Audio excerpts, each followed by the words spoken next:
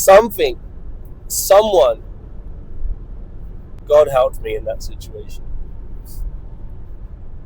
I opened my eyes and I knew I was a rock in a hard place. Underwater. I'm underwater.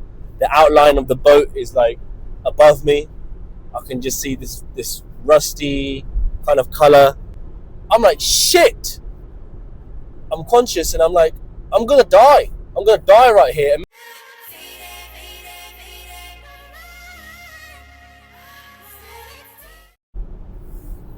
Hello everyone. Obviously, for those of you who are new, my name's Kunal, and I'm doing something a little bit different today. I'm sharing a story from a few years ago when I was 21 years old, and it happened whilst I was on holiday. Let me get into it. I'm not going to rush anything, and just enjoy it. So let me start off at the time. The year was, well, I don't know, I forgot. So I was 21 years old, right? And me and my new girlfriend at the time decided to go to Cyprus. I say girlfriend at the time, we're now engaged, so we were in Cyprus, and I think this was, it was our first holiday away together, and this must have been the third or fourth day. Third day, because we went for like 5 days. This is the second to last day. And we drove up, we quad biked up. We hired a quad bike, basically, as you do, and we quad biked around the island. We actually had a really cool time quad biking around the island. The snake, actually, massive like snake, slipped across the road when we were hitting it about 35-40 miles an hour, and we just saw something like rush across the road. We weren't sure what it was. She was freaked out. Anyway, that's not the story. We turned up to this like cliffside cafe that we saw, and it was a little bit rural. It was like not really in a big city area. And we knew there was a ship there because we heard about it, but really we wanted to get something to eat. There was an abandoned cargo ship from the 40s or 50s, and it's pretty much capsized. It's like, this thing is metal. It's completely rusted through and through.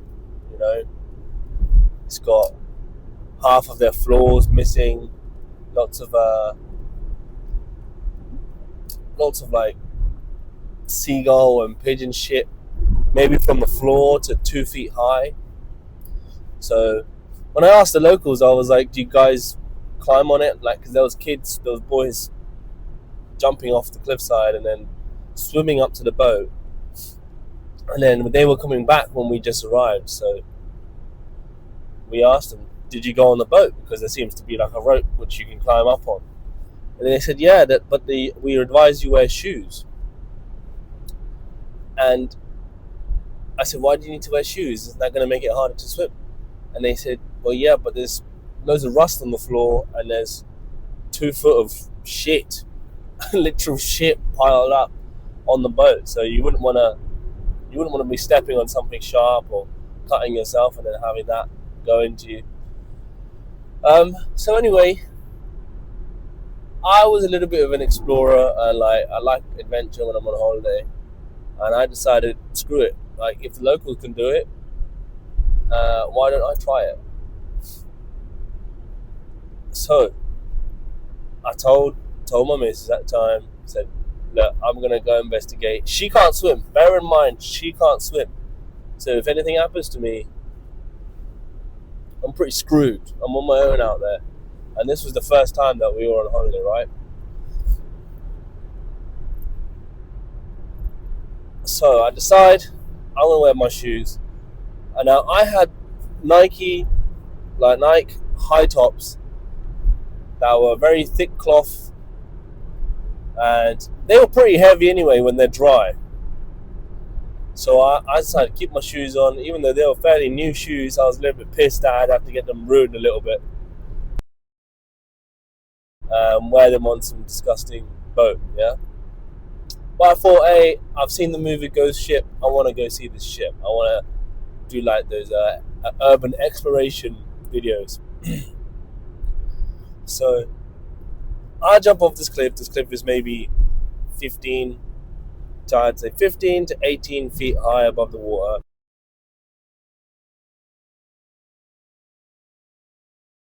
Jump in, and it's not like swelling or anything too bad, so like you can kind of catch yourself and know where you are. There's not crazy rocks from where I jumped off. And I swim out.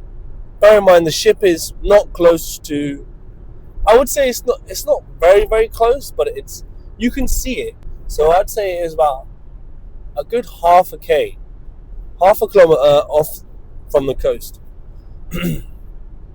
And the water swells and chops, so you kind of can't go straight in. You have to go weave around the waves.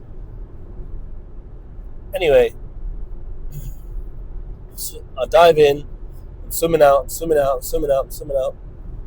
and I get like maybe 100 feet from the boat. At this point, actually maybe even earlier, I was getting tired, man. When I mean like, oh, I knew I was in danger, I was maybe 300 or 400 feet away from the boat, like the rope hanging out of the boat. And I was getting super tired, you know. My feet were kicking, and my like I can feel the soleus muscle. My feet were pulling, and I'm like, oh shit, I'm in danger. And basically, I push through, and obviously I have to, otherwise it's end game. And I get about 100 feet out, maybe 100 feet from the rope, and this is when like my shoulders are now starting to go. I can feel my legs are not like, I'm not parallel to the water, you know. Now I'm slightly coming down, and like, imagine that, like I'm just dog paddling a little bit. So I switch it up. I change my different strokes. I go from like breaststroke instead of front stroke, and carry on swimming. I get about 30, 40 yards away from the rope, and all my energy just gets drained because I'm trying to battle the swells from the water pulling.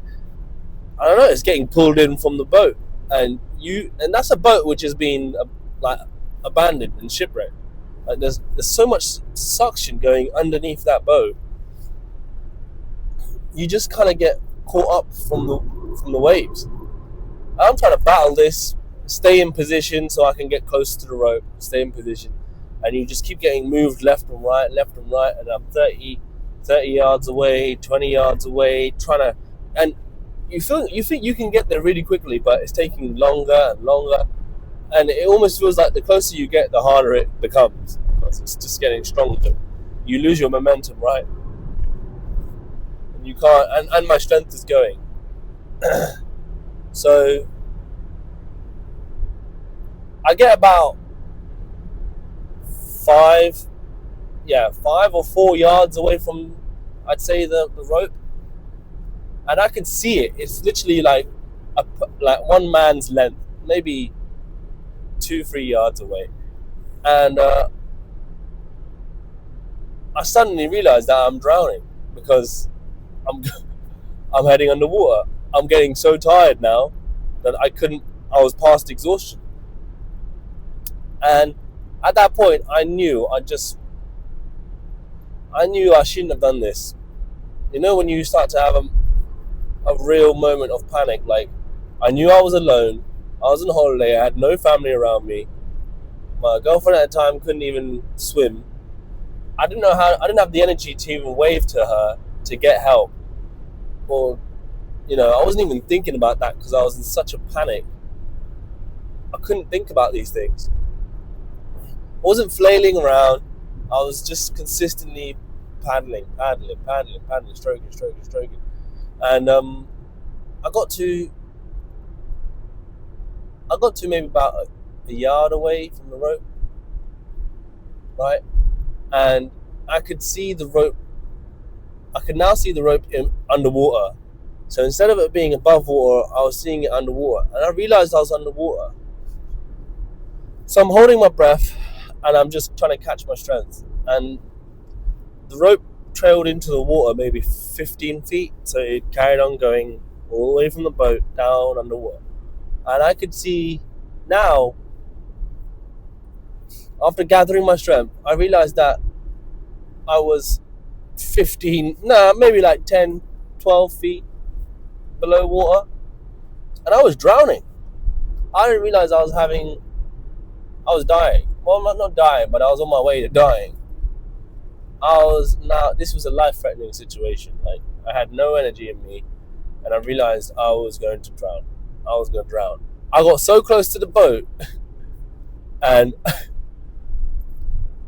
I was pretty much at the safety place where you can grab the rope and pull yourself up, and I just didn't have the strength to keep pushing to get close to that rope. So imagine I'm stroking, and the rope is just out of my reach because the swells are pulling me and pushing me and pulling me and pushing me, and the rope is going down into water.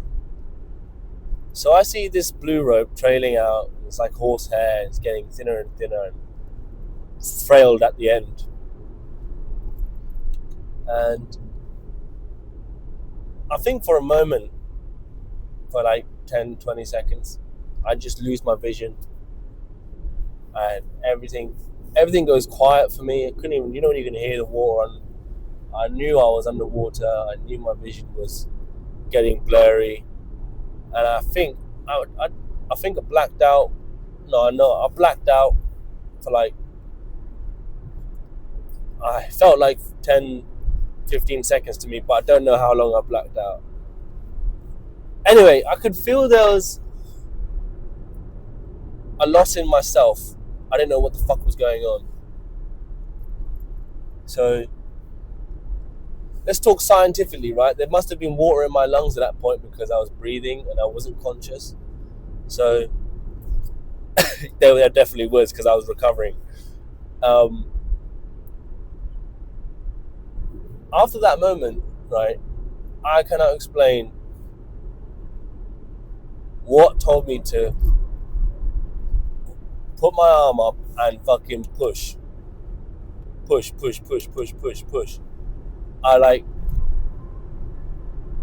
I'm lost for words. I don't even know how to say this. Honestly, I don't know how to say this. Like,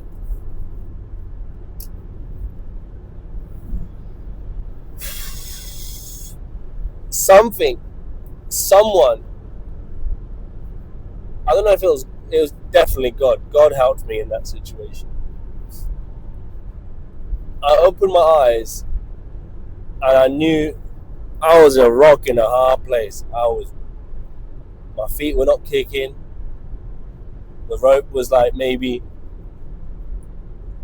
5 feet now above me. I'm underwater. The outline of the boat is like above me. I can just see this rusty kind of color shaped prism, and I could see just like the detailed like outline of the rope, right, where how it's turning. I'm like, shit. I'm conscious and I'm like, I'm gonna die. I'm gonna die right here. Imagine what she's feeling. Imagine what she has to go tell my mum, my brother. Oh, I went on holiday with your son and he swam out and he killed himself. Well, he died. He was an idiot. Anyway, I had loads of thoughts rushing through my head, but I had more of a sense of just a panic, like, oh my god. You know, you can't think. There's hundreds of thoughts going through your head. So I panic and I start. It's like you're slapping at the water, but you're underwater, so you're pulling yourself up. And luckily, there's nothing around in the water, right? I was very, very fortunate. There was nothing in the water. That kind of threw me off a little bit as well, but I just ignored it. I was excited for the thrill of climbing something new. Anyway, climbed up this water, swam up this water a little bit, got to where the rope was, and I mean, like, my fingers just about scraped the rope as I like was starting to lose my energy again. And then I carried on going. I finally grabbed this rope, and because I was so exhausted, I gave up swimming. I decided to do a rope pull underwater. I held my breath. I already had water in my lungs, right? I already had water in my lungs. I'm pulling myself up as much as I can. And like, oh shit, man, this was rough. This was rough. I get to just above where my mouth is resting above water, and I could feel the waves now hitting me, and I just catch my breath and my strength in my shoulders, so that I can just gain my breath. I was coughing and spluttering. I remember I couldn't stop coughing for like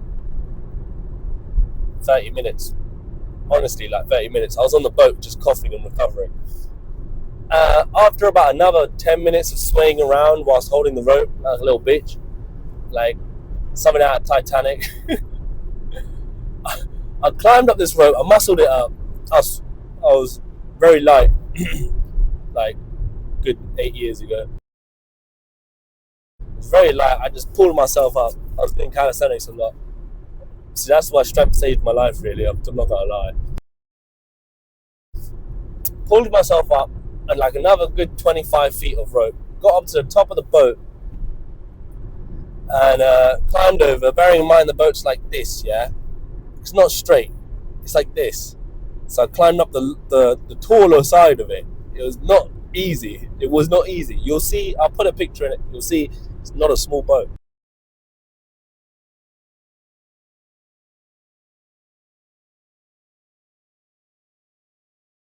Anyway, it was like this. And I climbed up it, got to the top, boarded on, and this shit was fucking filthy, rusted to shit. I mean, it was semi-cool because it was something I've never done before, and I wanted to see what it was, and I managed to see what it was. But was it worth my life? No, definitely not. Nothing was. Nothing there was worth my life. And I caught my breath for like, 20, 30 minutes. There's nothing really much to see here, right? Like, I went into the captain's room. I went into like the boiler room. I had a look around the boat, and I tried to step carefully because most of it was rusted through. I don't know the specific maritime names for rooms, right? But there's loads of quarters, and you go into different quarters, and there was like a canteen, and I was just exploring. Once I caught my breath, I was exploring. I then went on the upper level of the boat, and the stairs were like pretty much completely vertical, almost like 60, 70 degrees, and I was really disorientated because I was still coughing my guts up, trying to recover, and I was just trying to distract myself from the fact that I nearly died by looking at new things and be like, wow. Went up the stairs. She took a picture of me when I was on top of the stairs, and I missed the thing. Basically, when I got on top of the ship, she actually, when it was at the rope, I started waving at her like, I'm alive, I'm alright. And I remember her telling me I was stupid, and she was extremely worried. Like, she didn't see me for a few seconds, and I was just underwater. And then when she saw me come up to climb the rope underwater and see me swaying around, she was just happy to see me that I was alright. Oh man, bless her. Anyway, I waved at her whilst I was on top of the ship, and then I waved at her when I was on the top of the stairs on the top level, and she's got a picture of me on the boat itself on the top level, and you can just see from my body how physically tired I was, and I'm drained, and I'm hunched over. And I stayed on the boat for like another 10, 15 minutes, and I worked out my route and plan off it. So I took off my shoes, tied them tied the shoelaces together, put it around my neck, and I had it like how soldiers like in the army carry their boots, right? Or like hockey players. Tie it around the neck. And I just swam back. I took a little bit of a shorter route back because I was terrified this time. And I found some like rock pools, pretty much boulders hanging, just sticking out of the water. It's probably what fucked up the ship. And rested on that halfway through, which I should have probably done before. I didn't scout that out before. And then she saw me. I was getting between like hearing distance. She could hear me, and I'm like, yeah, just hold up. I'm tired. And she was like, what happened?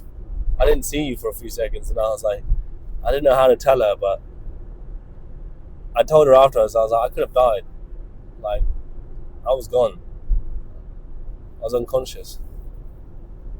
And it could have gone a lot worse. A lot worse. Anyway, so I climb out. I managed to go from the boulder to the cliffside. I climb up the cliffside. I see her and I'm like, yeah, I'm never doing that again. That was not worth it. I played it off quite lightheartedly. I didn't realize at that time I could have lost my life. So it was a big, like, growth moment for me because it was literally life-threatening, and I realized that out there I was on my own, but it was a good metaphor for life. Like, now I look back at it years later, and I'm realizing out there you can kick and swim as much as you want, try as hard as you want, and think that you've got people looking at you and helping you out and watching you, but really you're just out there alone. And the only person you think you can be number one. The best you can be is number two, because someone up there, he's always number one. Taught me a lot that day. Anyway, it was a wild experience for me. We quad biked back. I gathered my strength. We quad biked back. Took the quad bike back to there, and then we went for dinner. And it was an amazing. Now it's amazing dad law for me. I've got a couple of other stories, and some of them are when I was on a holiday and I went exploring, or just madness that happens when you're with your friends. But I'll do a couple more of these so you guys can experience some of the experiences that I've went through. But yeah, hope you enjoy, guys. I'll speak to you soon. Got me feeling like AJ at Wembley. I got a house in the sticks, I'm living stress free. God bless me, guide me, protect me.